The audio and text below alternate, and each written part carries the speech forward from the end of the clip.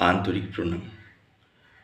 কয়েকটি বিষয়, যেমন আধ্যাত্মিক ক্ষেত্রে আমরা ভুল করি কয়েকটি বিষয়, যেমন যেমন বেরিয়ে আসবে সেই বিষয়গুলো পাবেন আপনারা ভিডিওতে।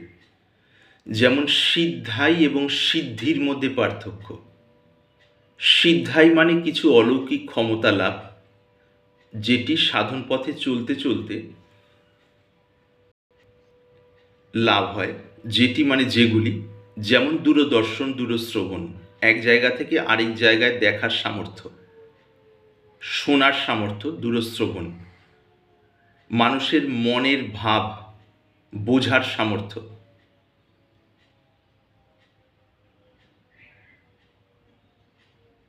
অন্য কোনো ইচ্ছা পূরণে সাহায্য করার সামর্থ্য, অতীতের বিষয়ে কিছু জানার সামর্থ্য, ভবিষ্যতের বিষয়ে জানার সামর্থ্য, সামর্থ্য মানে ক্ষমতা ইত্যাদি। রোগ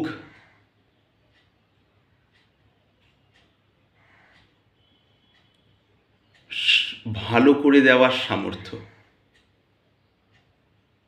যদিও সেটি সাময়িক হয় বা সেটিকে নেওয়াও যায়।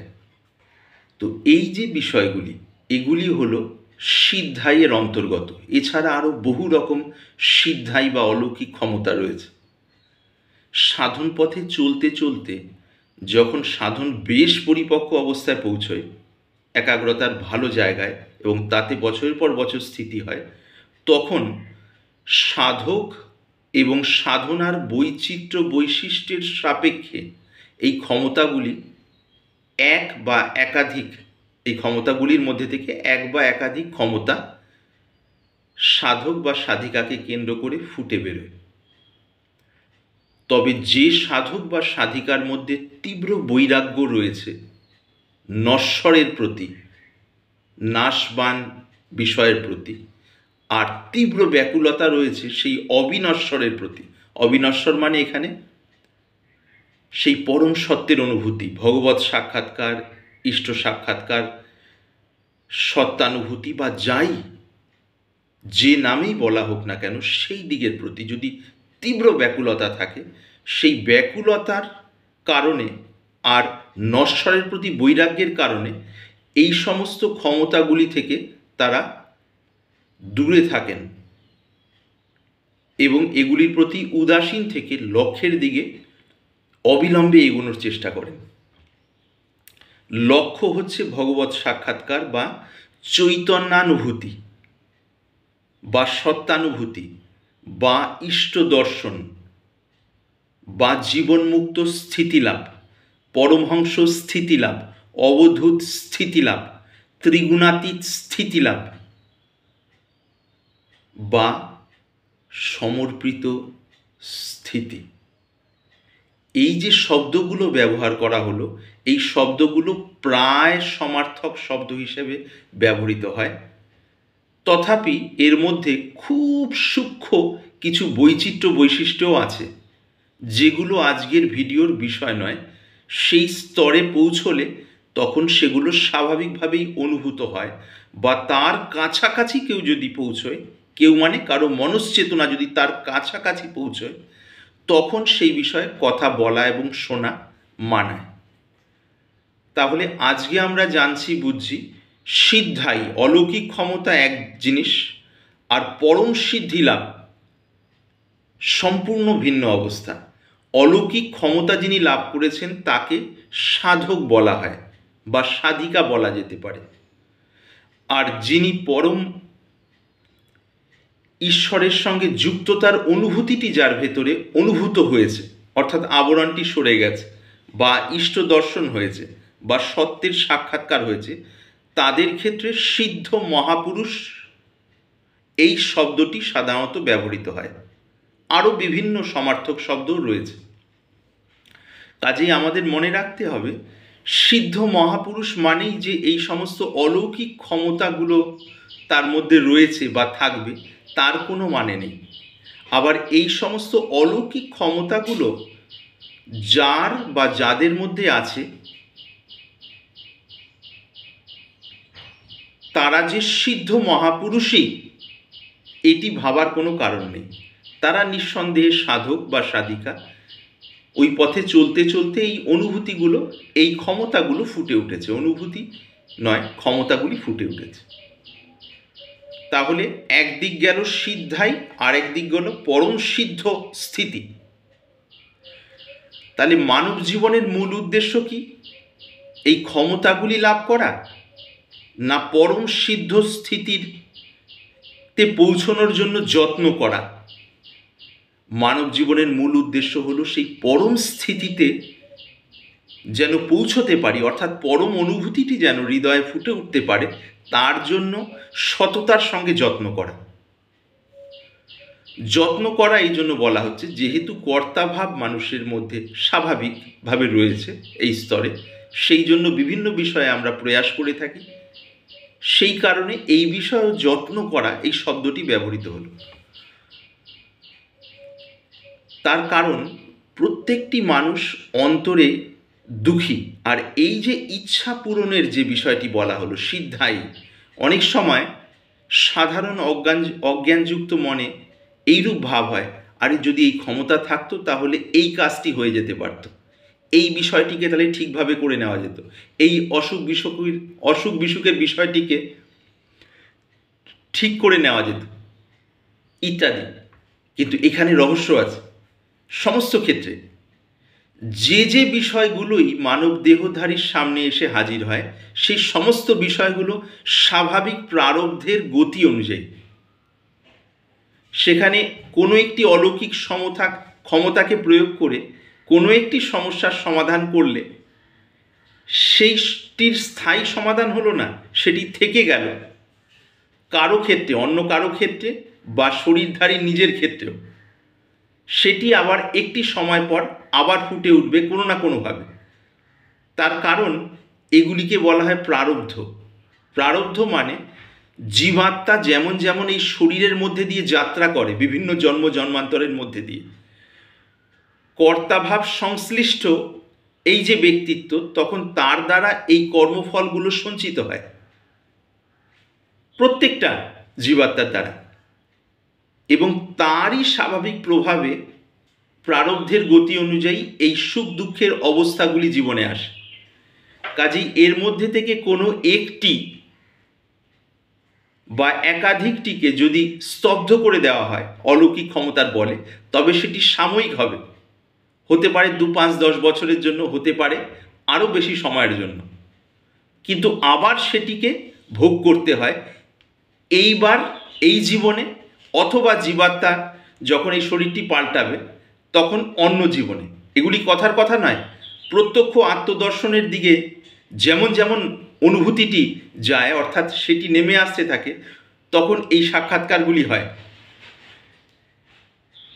তাহলে আমাদের মনে রাখতে হবে যে সিদ্ধাই কখনোই কাম্য নয়, এবং সিদ্ধাইয়ের মাধ্যমে, অলৌকিক ক্ষমতার মাধ্যমে কোনো কিছু স্তব্ধ করে দেওয়ার চেষ্টা করা, এটি মানবের উদ্দেশ্য নয়।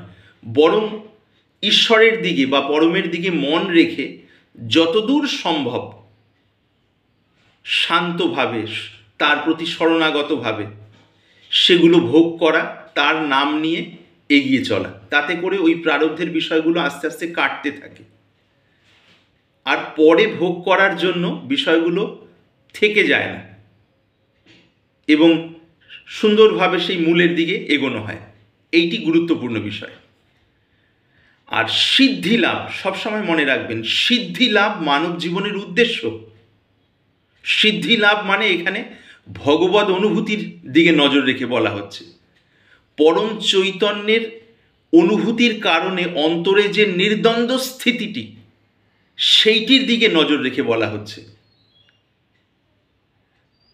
যারা যারা মহাপুরুষ পদবাচ্য, যাদের বিষয়ে আমরা বইয়ে পড়ি বা শুনি, যাদের দেহত্যাগ হয়ে গেছে বা যারা আছেন বা আগামীতে যারা হবেন, তাদের ক্ষেত্রে যখনই সিদ্ধ মহাপুরুষ এই শব্দটি ব্যবহৃত হবে, তখন বুঝতে হবে যে তার ভেতরে সেই ভগবৎ সাক্ষাৎকারের কারণে অন্তরটি সম্পূর্ণ সমর্পিত হয়ে গেছে সেই পরমের উদ্দেশ্যে। সমর্পণের ফলই হলো নির্দ্বন্দ্ব স্থিতি। বা আরও বিভিন্ন দৃষ্টিকোণ থেকে বলা যায়। কাজেই মনে রাখতে হবে এই অলৌকিক ক্ষমতাগুলো এ পথে চলতে গেলে বিভিন্নভাবে আকর্ষণ করতে পারে। অবশ্য সাধারণ স্তরের যা সাধক সাধিকা, যাদের সেইরূপ মগ্নতা নেই, তাদের মধ্যে অলৌকিক ক্ষমতা কখনোই আসে না।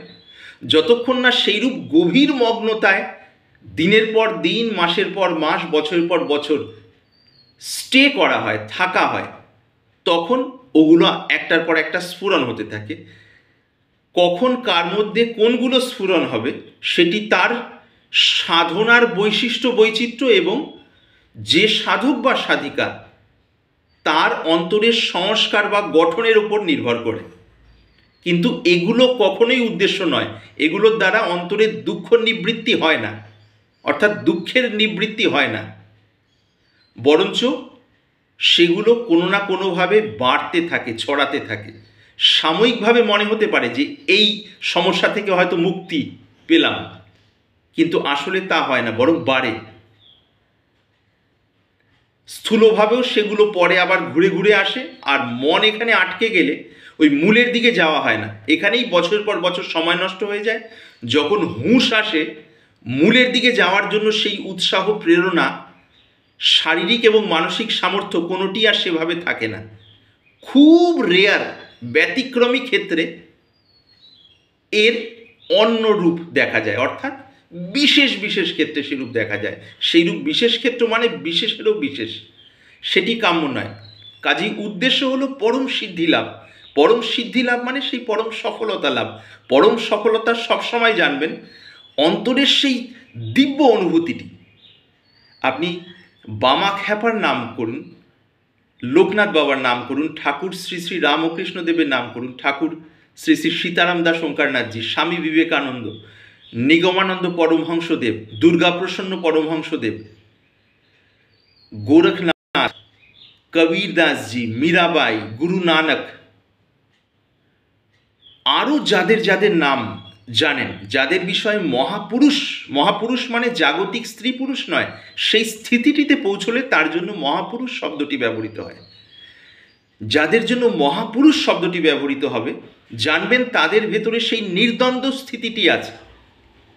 সে জ্ঞান মার্গে চলে গিয়ে সেই পরম সিদ্ধি লাভ হোক, কর্মমার্গে, যোগ মার্গে বা ভক্তি মার্গে বা অন্য কোনো মার্গে, যেভাবেই হোক অন্তরে অকর্তা স্থিতিটি স্বাভাবিক তখন। অর্থাৎ আমি কর্তা, আমি করছি, আমি বুঝছি বলে এত কিছু হচ্ছে, বা এটিকে এভাবে করে দিতে পারলাম, এই ক্ষেত্রে এই বৈশিষ্ট্য রইল, এই বিষয়গুলো হৃদয় থেকে ধুয়ে মুছে পরিষ্কার হয়ে যায়। ব্যবহারিক ক্ষেত্রে চলার জন্য স্বাভাবিকভাবে কথাবার্তার ক্ষেত্রে হয়তো কেউ কেউ বলেন যে তার ইচ্ছায় হচ্ছে, কেউ কেউ সেটিও বলেন না, বলেন হ্যাঁ এইটি এইরূপ করেছিলাম, আচ্ছা ওই সময় করতে গিয়ে এই ক্ষেত্রে এইটি মোটামুটি ঠিক হলো, কিন্তু এবার এটি ভুল হয়ে গেল। বলা হচ্ছে একদম ব্যবহারিক ভাষা, যেন সাধারণ মানুষ বিভ্রান্ত না হন, দ্বন্দ্বে না পড়ে যান, কিন্তু অন্তরে থাকে সেই পরম অনুভূতিটি, যার ফলই হলো অকর্তার স্থিতি। আর অকর্তার স্থিতিটি হলেই তখন অখণ্ড আস্বাদন হয়, তার আগে পর্যন্ত আস্বাদন অখণ্ড হয় না, ছেদ পড়ে। তাহলে আমরা বুঝলাম সিদ্ধাই বা অলৌকিক ক্ষমতা এক জিনিস, আর পরম সিদ্ধি লাভ যেটি মানব জীবনের উদ্দেশ্য সেটি সম্পূর্ণ পৃথক। আর সেটিতে পৌঁছলে অন্তরটি রাগ এবং দেশ থেকে, রাগ মানে এখানে ক্রোধ নয়, রেগে যাওয়া নয়, রাগ মানে আসক্তি, কোনো কিছু পাওয়ার জন্য ছটফট করে যেমন ইচ্ছা, সেই হলো রাগ। আর দেশ মানে বিদ্বেষ, ভালো না লাগা, বিরক্তি। মানুষ দেখবেন চলতে গিয়ে অনেক মানুষকে পছন্দ করেন, আবার অনেক মানুষকে পছন্দ না করে এড়িয়ে চলার চেষ্টা করেন, হয়তো বাইরে লোক দেখানোর জন্য এমন একটা ভাব দেখান যে না আমি এড়িয়ে চলছি না, কিন্তু ভেতরে বিদ্বেষ ভাব তাকে কুড়ে কুড়ে খাচ্ছে। আবার কারোর প্রতি আসক্তি প্রবলভাবে সেদিকে টেনে নিয়ে যাচ্ছে, তার কারণে অন্তরের শান্তি ভঙ্গ হচ্ছে, ভেতরে স্থায়ী তৃপ্তি থাকছে না। এই যে রাগ দেশ, তার মূলে রয়েছে কর্তা ভাব বা অহং ভাব। আর অহং ভাবটি গলে যায় ইষ্ট দর্শন হলে, পরম সত্যের সাক্ষাৎকার হলে, বা পরম চৈতন্যানুভূতিতে কর্তাটি অর্থাৎ বিশিষ্ট অহংটি গলে গেলে। যেভাবেই বলা হোক, আরও বহুভাবে বলা যায়, সেটি মূল উদ্দেশ্য নয়। আপনারা যেন মূল কথাটি সহজে বুঝতে পারেন, যেমন যেমন ভেতরে ভাবনা আসছে সেইভাবে শব্দের মাধ্যমে এখানে প্রকাশিত হচ্ছে ভিডিওর মধ্যে। আর দেখবেন অনেক মানুষ বর্তমানে অহং কিভাবে প্রকাশিত হয়, অনেক মানুষ কথা প্রসঙ্গে হিন্দিতে হয়তো কথা বলছেন বা বাংলায় কথা বলছেন, হঠাৎ করে মাঝখানে হ্যাঁ অমুকজন খুবই down to earth, down to earth এই যে ব্যবহার করছেন, যিনি বলছেন তিনি বাঙালি, যাকে বলছেন তিনি বাঙালি, বা যিনি বলছেন এবং যাকে বলছেন উভয়ই হিন্দিভাষী, কিন্তু সেই ক্ষেত্রে ডাউন টু আর্থ এই কথাটি বলে আমি যে এই বিশেষ শব্দগুচ্ছটির অর্থ জানি এবং প্রয়োগ করতে বেশ পারদর্শী হয়ে উঠেছি, এইটি বোঝানোর একটি আন্তরিক চেষ্টা থাকে। বোঝানোর ফলে কি হয়, যিনি শ্রবণকারী, যিনি শুনবেন, তিনি যেন এনার বিষয়ে বিশিষ্ট ভাব পোষণ করেন, অর্থাৎ এনাকে বিশেষভাবে ভাবেন, একটা প্রশংসাযুক্ত ভাব যেন এনার অন্তরে ফুটে ওঠে এই বক্তার প্রতি। অর্থাৎ এই যে অহংয়ের খাদ্য হলো প্রশংসা, অহংয়ের সব থেকে প্রিয় খাবার হলো কি, প্রশংসা। সেই জন্য দেখবেন সমাজে বা সংসারে চলতে গেলে, সংসার মানে জগৎ, এখানে সংসার মানে কেবল ঘরবাড়ি আশ্রম যে সংসার থেকে মুক্ত তা নয়, যেখানেই মানুষ আছে, জীব আছে, সব কিছু আছে, তাই সংসার। চলতে গেলে বেশ কিছু মানুষ বেশ কিছু কাজকর্ম করে থাকেন, কিন্তু তার ভেতরে কর্তাভাবটি ওত পেতে থাকে। ব্যাঙ যেমন পোকা খাওয়ার জন্য ওত পেতে থাকে, কর্তাভাবটি ওত পেতে থাকে, কিভাবে আমার পারিপার্শ্বিক মানুষজন আমাকে কখন প্রশংসা করবেন, আমার কোন কাজটি দ্বারা বিশেষভাবে প্রশংসা আদায় করে নিতে পারব। সারাটা জীবন এই প্রয়াস চলতে থাকে। যখন প্রশংসা লাভ হয় তখন সাময়িকভাবে খুশি হওয়া হয়, আর যখন প্রশংসা লাভ না হয় তখন মুখ বেজার, অর্থাৎ মনে দুঃখী। আবার প্রশংসা লাভ হলে প্রশংসা পেতে পেতে একটা পাওয়ার নেশা হয়ে যায়, আগামীতে আবার প্রশংসা না পেলে আগামী সময় তখন আবার মনের শান্তি ভঙ্গ হয়। তাতে করে দেখছি কি, এই যে প্রশংসা পাওয়ার যে খিদে অহংয়ের বা কর্তাভাবের, এই খিদের কারণে মানুষ সর্বদা দুঃখী থাকেন। আশপাশের যে পারিপার্শ্বিক পরিবেশ পরিস্থিতি কিন্তু দুঃখের মূল কারণ নয়, সেগুলো গৌণ কারণ, সাময়িকভাবে কিছু অসুবিধে, সাময়িক কিছু অশান্তির কারণ হতে পারে। মূল অশান্তির কারণ কিন্তু অজ্ঞানযুক্ত মন, যা অহংকারকে পুষ্ট করে এবং সেই অহংয়ের সঙ্গে সংযুক্তির কারণে, যুক্ত হওয়ার কারণে মনটি ওত পেতে থাকে, কখন কোন মানুষ আমায় প্রশংসা করবে, যেন করেন, না করলে আমার জীবনের কোনো আধার নেই। জীবনরূপী বেলুনটাকে ফুলিয়ে রাখার জন্য প্রশংসারূপী হাওয়া বা বায়ু দরকার, না হলে এই জীবনরূপী বেলুনটা ফুলে থাকবে না। এই হলো সাধারণ মানুষের মনের অবস্থা। সাধন পথে যারা চলছেন, বিভিন্ন স্তরে আছেন, বিভিন্ন রকম সুখাতি সূক্ষ্ম অনুভূতি লাভ করেছেন বা করছেন, কেউ কেউ কিছু কিছু অলৌকিক ক্ষমতা যাদের জীবনে ফুটে উঠেছে, তারা সকলেই এই খাদ্যের জন্য ওত পেতে থাকেন, মুখ্যভাবে বা গৌণভাবে। তার কারণ অন্তরের অজ্ঞানটি নাশ হয়নি এখনো। অন্তরের অজ্ঞানটি কি, কর্তা ভাব, আমি করছি, এই ভাবটি হলো মূল কর্তা ভাব, যে এটি আমি করলাম বলে হয়ে গেল, এটি আমি করলাম না বলে ঠিক ব্যাপারটা জমলো না, ওই সময় ঠিক এমন করে দিয়েছিলাম বলে ব্যাপারটা গুছিয়ে গেছে, এবার ঠিক সেভাবে করা যাচ্ছে না বলে আগের মতো গুছাচ্ছে না। এই পুরো বিষয়টার মূলে রয়ে আছে অজ্ঞান। অজ্ঞান মানে ভুল জ্ঞান, সঠিক জ্ঞান নয়, সঠিক বোধ নয়, সঠিক হুঁশ নয়, সেই হলো অজ্ঞান। আর সঠিক জ্ঞানকে বলা হয় হুঁশ, বোধ বা জ্ঞান। জ্ঞান মানে বইপত্র পড়ে কোনো কিছু শিখে রাখা নয় মাথার মধ্যে, জ্ঞান মানে ভিতরের হুঁশটা, হুঁশ, সেটিকেই ভালো কথায় বোধ বলা হচ্ছে। সেই জন্য জানবেন, যথার্থ জ্ঞান যেখানে যত বেশি প্রকাশিত হয় সেখানে তত বেশি বিনীত ভাব আসে। ডাউন টু আর্থ মানে বিনীত, বিনম্র। তো আমরা বিনীত, বিনম্র এই শব্দগুলো জানি, কিন্তু হঠাৎ করে পশ্চিমী কালচারের প্রবাহের মধ্যে পড়ে গিয়ে এই কিছু শব্দ শিখে নিয়ে অন্যদের বলে প্রশংসা আদায় করার চেষ্টা, মন এটা করছে, করে ভাবছে এর দ্বারাই আমি তৃপ্ত থাকছি, কিন্তু আসলে তা নয়। যেখানেই মন অন্য কিছু পেয়ে তৃপ্ত থাকার চেষ্টা করবে, তার দ্বারা দুঃখের যে গোড়াটা আরো বেশি পাকা হচ্ছে, তাতে দুঃখ সুদ আসলে আরো বেশি বাড়তে থাকছে এবং থাকবে। সেই জন্য যথার্থ বুদ্ধিমতী এবং বুদ্ধিমান মানুষ যারা বা সেদিকে চলার চেষ্টা করেন, তাদের এই হুঁশে আসা উচিত যে কর্তা ভাবকে প্রশ্রয় দিয়ে জেতার চেষ্টা করা নয়। কর্তা ভাবকে প্রশ্রয় দেওয়া মানে আসলে হারা। হারা কোথায় হারা? ভেতরে সর্বদা দুঃখী থাকা, ভেতরে সর্বদা দুশ্চিন্তাগ্রস্ত থাকা, ভেতরে সর্বদা টেনশন মানে দুশ্চিন্তা, তার মধ্যে থাকা।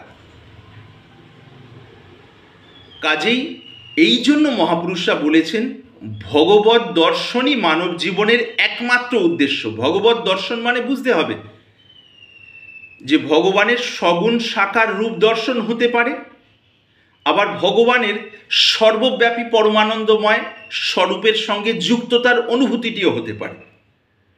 দুটোই সমার্থক বলে জানতে বুঝতে হবে। সেইটি মানব জীবনের উদ্দেশ্য। কেননা সেইটির দিকে যত বেশি অগ্রসর হওয়া হবে, তত বেশি রাগ দেশ মনকে ছেড়ে চলে যাবে, তত বেশি মনের মধ্যে সেই আত্মা বা পরমাত্মার আনন্দ ফুটে উঠবে। তার আগে পর্যন্ত সেই বিষয়ে আলাপ আলোচনা হবে, চিন্তা ভাবনা হবে, কল্পনা হবে, কিন্তু আনন্দ ফুটে উঠবে না। আনন্দ ফুটে উঠবে সহজ সরলভাবে সেদিকে চললে। এই বিষয়টি তাহলে আশা করি পরিষ্কার হলো, সিদ্ধাই এবং সিদ্ধির মধ্যে পার্থক্যটি। সিদ্ধি লাভ মানব জীবনের উদ্দেশ্য। কেউ একজন বলছিলেন আমাকে যে না, আমার সিদ্ধি লাভ, কোনো একজন এ পথের সাধিকা আর কি, যে সিদ্ধি লাভ উদ্দেশ্য নয়, জীবনকে গভীরভাবে জানা। তো এই ক্ষেত্রে বোঝা গেল যে তার এই সিদ্ধি লাভের বিষয়ে পরিষ্কার ধারণা নেই। এক, সিদ্ধি লাভকে এই সিদ্ধায়ের সঙ্গে মিলিয়ে নিয়েছেন, অথবা সিদ্ধি লাভ করার জন্য ভেতরে যে তীব্র ব্যাকুলতা আর নশ্বরের প্রতি বৈরাগ্য থাকা দরকার, সেটি এখনো জাগেনি। সিদ্ধি লাভই তো মানব জীবনের উদ্দেশ্য। সে আজ হোক, নয় কাল হোক বা পরশু হোক, জেনে বা না জেনে সবাই তো সেদিকেই চলছি। এখন কিছুদিন হয়তো বিভিন্ন মায়ার বিষয় নিয়ে ভুলে থাকা হচ্ছে মানুষ, কিন্তু যখন সেই মোহভঙ্গ হবে তো আবার সেদিকে চলাটা সজাগভাবে হবে। এখনো হচ্ছে মানুষের, প্রত্যেকটা মানুষের, কিন্তু কারো সেইভাবে সজাগতা আছে, কারো বা নেই। এইটুকু পার্থক্য আর কি। আরও কয়েকটি গুরুত্বপূর্ণ জিনিস প্রসঙ্গক্রমে যেমন যেমন ফুটে উঠছে। অনেক সময় মানুষ সংসারের জ্বালা যন্ত্রণায় অস্থির হয়ে, অর্থাৎ এই রাগ দেশের প্রবল চাপে অসহ্য হয়ে তখন মনে করেন যে আর বেঁচে থেকে লাভ নেই, আত্মহত্যা করে এই কষ্ট থেকে আমাকে মুক্তি লাভ করতে হবে। অর্থাৎ ফাঁসি দিয়ে হোক, বিষ খেয়ে হোক, বা অন্য কোনোভাবে হোক, একদম খোলসাভাবে বলছি, সাদা সত্য সাদাভাবেই বলা ভালো। তাদের জ্ঞাতার্থে পরিষ্কারভাবে বলছি, যে প্রবল মানসিক কষ্ট থেকে মুক্তি পাওয়ার জন্য তারা দেহকে নষ্ট করার কথা ভাবছেন বা ভাবেন, তারা জানবেন দেহত্যাগ হওয়ার পর এই আত্মা এর থেকে বহুগুণ বেশি কষ্ট পায়। এটি মিথ্যা ভয় দেখানোর জন্য নয়, এই রাজ্যে যাদের প্রত্যক্ষ অনুভূতি হয়েছে তারা এগুলি জানেন। কাজেই জীবনে যতই দুঃখ কষ্ট থাকুক, সেখানে ধীর স্থিরভাবে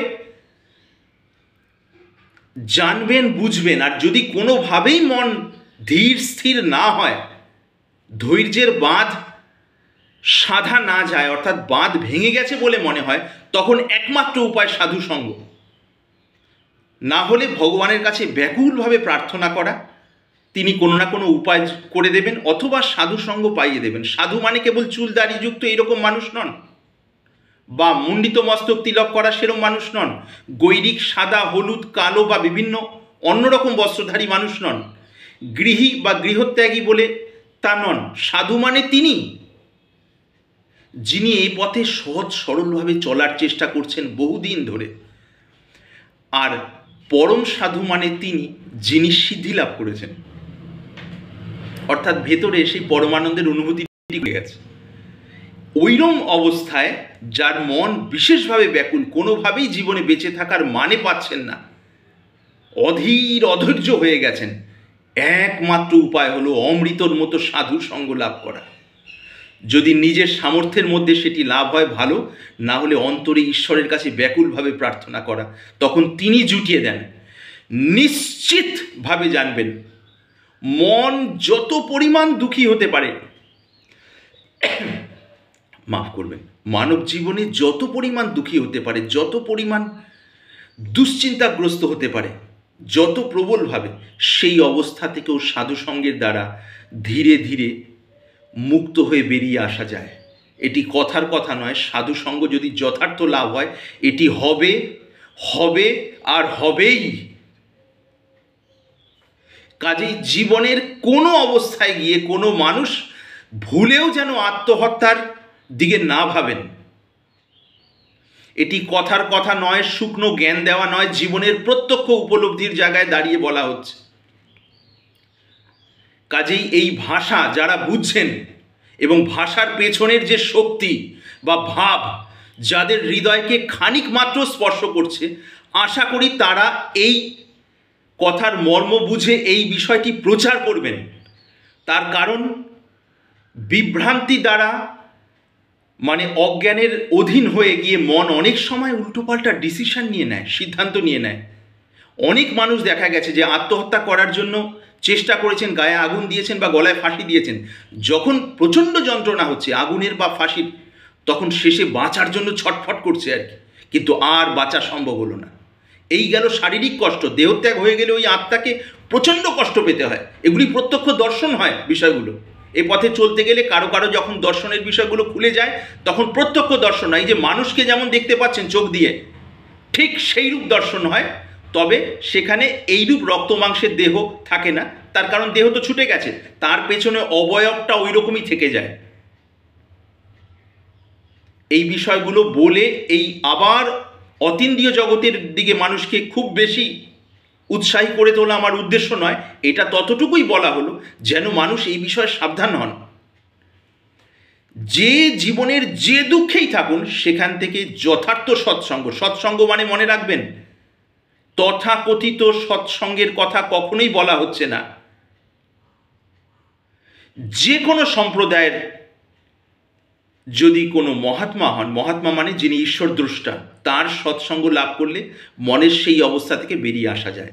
যদি ঈশ্বর দ্রষ্টা মহাত্মা নাও হন, সে পথে চলছেন এইরূপ সৎ সরলতার সঙ্গে, হাজার উত্থান পতনের মধ্যে দিয়েও ধৈর্য ধরে তার দিকে নজর রেখে চলার চেষ্টা করছেন, এবং যার অন্তরে সামান্য হলেও নির্মলতা, পবিত্রতা এবং ভক্তির ছোঁয়া জেগে উঠেছে, সামান্য হলেও, তারও নিরন্তর সৎসঙ্গ করলে সেই অবস্থা থেকে মুক্তি পাওয়া যায়।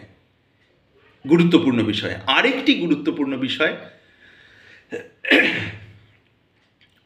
এই পথে চলতে গিয়ে অনেক সময় মানুষ সাধন ভজনের নামে নিজেরই অজান্তে স্বার্থপর হয়ে যান। মানুষের দুঃখ কষ্ট দেখলে এড়িয়ে চলেন এবং বলেন এটা তো তার কর্মফল বা তার প্রারব্ধ ইত্যাদি ইত্যাদি। তো এই ক্ষেত্রে এটি হলো মনের চালাকি।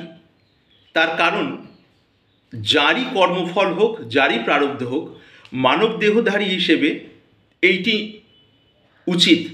চলতে গিয়ে আশপাশে যেমন যেমন মানুষজন থাকবেন, তাদের দুঃখ কষ্ট অনুকূলতা প্রতিকূলতায় সময় অনুযায়ী ভাগীদার হওয়া, অর্থাৎ অংশগ্রহণ করা,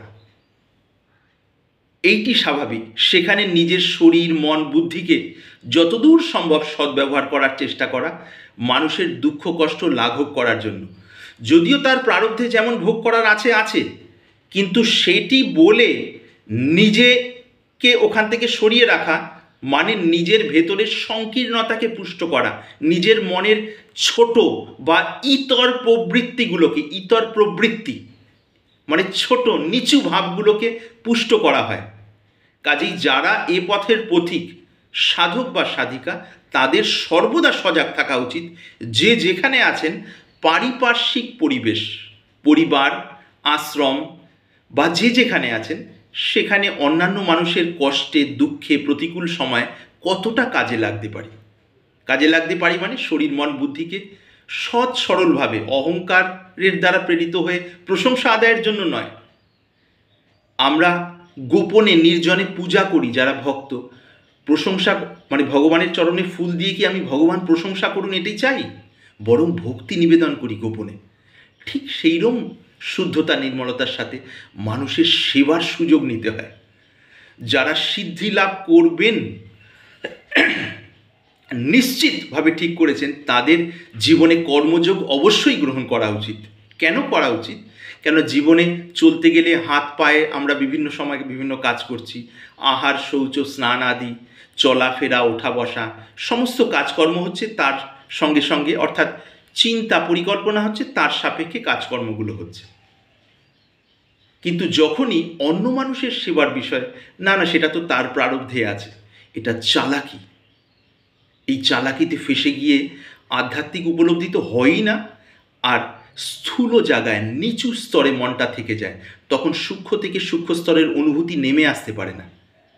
কাজেই যে পথেই চলছেন, যোগের পথে, জ্ঞানের পথে, ভক্তির পথে, দেহতত্ত্ব সাধনের পথে, সকলের মূল ভূমি হওয়া উচিত কর্মযোগ। তার কারণ সারা দিন ব্যাপী বিভিন্ন কাজের মধ্যে দিয়ে আমাদের চলতে হয়। এবার প্রত্যেকটা কাজের গতি যদি আমরা ঈশ্বরের দিকে না ঘোরাই, তাহলে সেই কাজগুলো করার ফলে অজ্ঞান পুষ্ট হবে। অজ্ঞান পুষ্ট হলে অন্তরে রাগ এবং দ্বেষ বাড়বে। রাগ মানে আসক্তি, লোভ, লালসা; দ্বেষ মানে বিদ্বেষ, অপছন্দ করা, হিংসা, ঈর্ষা। এগুলো যত যত বাড়বে তখন হৃদয়টা নরকই হয়ে যাবে। উল্টো দিক থেকে, আর হৃদয়টা নরক হলে তখন দুঃখের আর শেষ থাকবে না। উল্টো দিক থেকে হৃদয়টিকে যদি স্বর্গের মতো করতে চান, এবং এমনকি স্বর্গের থেকেও আরও অনেক দিব্য করতে চান, তাহলে উচিত যে যেখানে আছেন নিজের শরীর মন বুদ্ধি দ্বারা অন্য মানুষের কাজে যতটা লাগতে পারা যায় এবং তার বিনিময়ে বিন্দুমাত্র প্রশংসা আশা না করা, প্রশংসা আশা করার ভাব আসলে সেটিকে উপেক্ষা করা, অর্থাৎ এড়িয়ে যাওয়া, সেই ভাবটি ভগবানের উদ্দেশ্যে সমর্পিত করে দিয়ে এইরূপ ভাবা যে আরে আমি আমার শরীর মন বুদ্ধি দিয়ে অন্য কারো সেবায় লাগতে পারলাম, ভগবান দয়া করে আমার শরীর মন বুদ্ধি দিয়ে এই সেবা গ্রহণ করছেন, এর থেকে আর দুর্লভ কী হয়? এইরূপভাবে মনকে পরিবর্তিত করতে হয় সাধন অবস্থায়। সাধারণভাবে মানুষ বিভ্রান্তির কারণে কীরকম করেন, কোনো একটু দু পয়সার কাজ করে তখন আরে আমাকে প্রশংসা করছে, আমি বিশেষ, এটা কেন বলছে না, আমি করলাম বলে হলো। এগুলো সব ভ্রান্তি, সব মানে ইন্টেন্স ইগনোরেন্স থেকে জাত। ইন্টেন্স ইগনোরেন্স মানে আবার বেরিয়ে আসলো, ইচ্ছে করে বলা হলো এটা। ইন্টেন্স ইগনোরেন্স হলো প্রগাঢ় অজ্ঞান। অজ্ঞান মানে কি? ভুল জ্ঞান।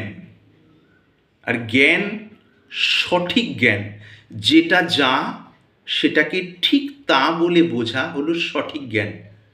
আর যেটা যা সেটাকে তা বলে না বুঝে অন্য রকমভাবে বোঝা বা ভাবা হলো অজ্ঞান, অর্থাৎ ভুল জ্ঞান। এইটি মনে রাখতে হবে। জ্ঞান মানে যে কতগুলো বইয়ের কচকচি মাথায় শুনে শিখে রাখা, তোতা পাখির মতো বলা, তা নয়। জ্ঞান মানে ভেতরের হুঁশ। সেই হুঁশ বিভিন্ন স্তরের হয়, সাধারণ স্তর থেকে নিয়ে ক্রমশ এগোতে এগোতে সেটি পরম হুঁশের সাথে মিলে গেলেই সেটি ঈশ্বরীয় অনুভূতি। একদম সোজা কথা এইটি আর কি। তাহলে আমরা বেশ কয়েকটি জিনিসের মধ্যে পেলাম সিদ্ধাই এবং সিদ্ধ স্থিতির পার্থক্য, এইটি পেলাম। আত্মহত্যা সংক্রান্ত বিষয়ের কিছু কথা যেমন আসলো বলা হলো। আর একটি, সাধন পথে চলতে গিয়ে নিজের অজান্তেই বিভিন্ন সময় মানুষ স্বার্থপর হয়ে ওঠে। ভেতরের সেরকম তীব্র সাধন না থাকায় ভেতরের অনুভূতিও খোলে না। আর স্থূলভাবে আগে যেমন কিছুটা হলেও উদারতা ছিল সাধারণ মানুষ হিসেবে, এখন সাধন পথের প্রতীক হিসেবে সেগুলো সংকুচিত হয়ে গেছে, দরজা জানলাগুলো বন্ধ হয়ে গেছে। পাশের বাড়িতে কেউ কষ্ট পেয়ে মরছেন, আস্তে করে সেই আওয়াজ না শোনার জন্য জানলাটা বন্ধ করে দিলাম, যদি আমার ডাক পড়ে। তার মানে কি? এটা কি আধ্যাত্মিকতার লক্ষণ? এ তো স্থূল সংকুচিত ভাব, মনের ছোট ভাব। সেখানে কিছু করতে পারি বা না পারি, যদি যাওয়া হয়, কিছু সৎ পরামর্শ দেওয়া যায়, শরীর মন বুদ্ধিকে কোনোভাবে লাগানো যায়, ওই বিষয়ে ব্যাকুল থাকা উচিত। এটি জানবেন মূল কথা।